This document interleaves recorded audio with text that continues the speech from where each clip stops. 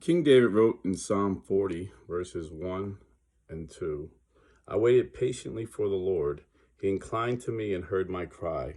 He drew me up from the desolate pit, out of the miry bog, and set my feet upon a rock, making my steps secure. There was once a man who fell into a deep pit. And at the bottom of the pit, there was mud, and he was stuck in the mud in this deep pit and could not get out.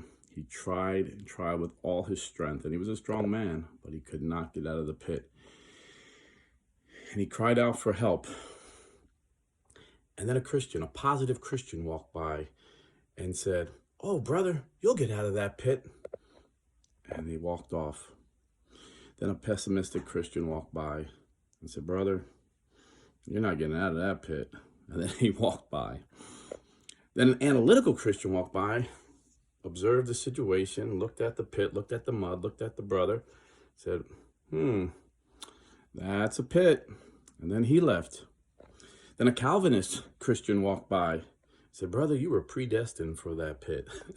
and then Joel Osteen walked by and said, "Brother, you're not in a pit." And then he walked by. Then a Baptist Christian walked by and said, "Brother, we're going to get the elders. We're going to form a committee.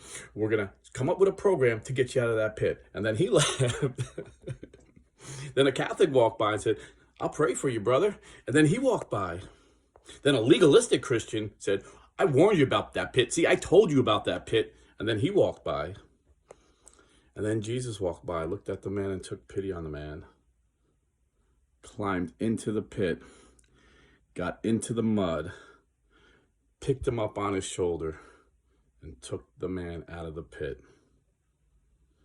The late Corrie ten Boom, a Holocaust survivor, rightly said, "There is no pit so deep that God's love is not deeper still."